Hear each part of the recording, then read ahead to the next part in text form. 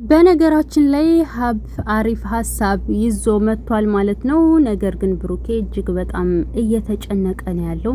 ከሀይሚን በላይ ብሩኬ እጅግ በጣም ጭንቀት ውስጥ ሆኗል ማለት ነው። የሚናገረውንም የሚያደርገውንም ጠፍቶት ግራ እየተጋባ ነው ያለው ማለት ነውና ዛሬ ሀብ እያለው ያለው ለምንድን ከሆስፒታል ጥልሃት ወጣህ ነው። አዎ ለምን ከሆስፒታል ውስጥ እሷን ብቻዋን ጥልሃት ወጣህ ከዶክተሩ ጋራ ለምን አብረህ አልሆንክም? አሁን በድጋሚ ማስመርመር አለብህ በራስ መንገድ እያሉ ይገኛል። ሰላም ሰላም ውድ ቤተሰቦች ሰላማችሁ ይብዛ። እዚህ ቻናል አዲስ የሆናችሁ ሰብስክራይብ፣ ላይክ፣ ሼር እያደረጋችሁ ቤተሰብ ሁኑ። ሁሌም አዳዲስ ትኩስ ቪዲዮዎችን የምታገኙበት ቻናል ነው። ከጎን ሆናችሁ የምታበረታቱኝ ፈጣሪ የልባችሁ መሻት ይሙላላችሁ። እናም ሀብ ያመጣው ሀሳብ እጅግ በጣም ተመችቶኛል ማለት ነው። ጊዜ መፍጀት የለብህም ዛሬ ነገ ሳትል ልጁ ያንተ እንዳልሆነ አውቃለሁ። ስለዚህ በራስ መንገድ ምርመራ አድርግ እያለው ይገኛል ማለት ነው። ብሩኬም እጅግ በጣም ተጨንቆ ነበረ ላስብበት ቢልም ሀይሚ ደግሞ ይሄ ማሰብም አያስፈልገውም ዛሬ ነገ ማለት አያስፈልገውም። ስለዚህ ወስን ቶሎ ብላም አለችው ማለት ነው። እናም ብሩኬ እሺ በቃ አለ።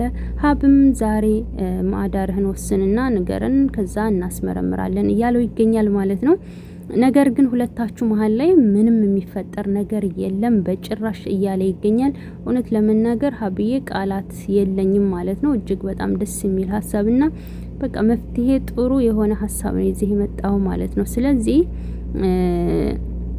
እነ ብሩክ በሚያምኑት ሰው በስነ ስርዓት ምርመራ መደረግ አለበት በድጋሚ ማለት ነው። እዛኛው ጋራ እንዲቀይርላት ነግራው አስቀይረዋለች ምናምን እየተባለ መረጃ እየወጣ ስለሆነ አስተማማኝ ስላልሆነ ሀቁን በቃ ማለት የሰው ልጅ እኮ ማሳደግ ቀላል እኮ ማለት ጣጣ የለውም እኮ የሰው ልጅ ከጎዳናም ከምንም አንስቶ ያሳድጋል። ነገር ግን ደግሞ የሱ ልጅ ሳይሆን ያንተ ልጅ ነው ተብሎ አምነህ ተቀበል ማለት በጣም ይከብዳል ማለት ነው። ለልጅቷ ራሱ ጥሩ አይደለም ብላለች ሀይሚ። አዎ ጥሩ አይደለም። ስታድግስ ሌላ ነገሮች ሊፈጠሩ ይችላሉ። ብዙ ነገሮች ይፈጠራሉና አባቱ ያልሆነውን ሰው አባተ ነው ግድ ብለሽ እዩም እንደ ስራሽን ይስጥሽ።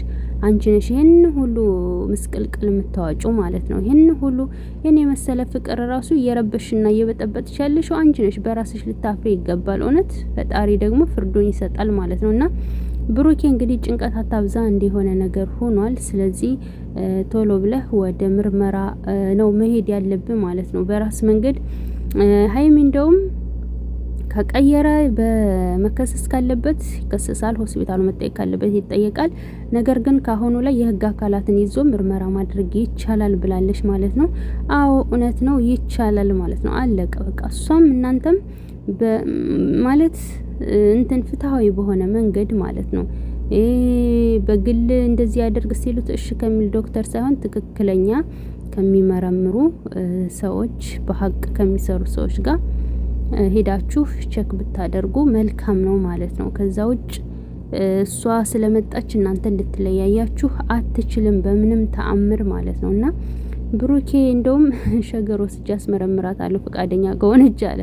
እሷ ምርመራ ያስፈልጋትም አለው ሀብና አትፍረዱበት። ብሩኬ እጅግ በጣም ተወዛግቧል። ምክንያቱም ዱብዳ ነገር ነው የገጠመው ማለት ነውና እንግዲህ አይዞህ ብሩኬ ጭንቀት አታብዛ ጥሩ አይደለም እና ሀቅ ትመነምናለህ።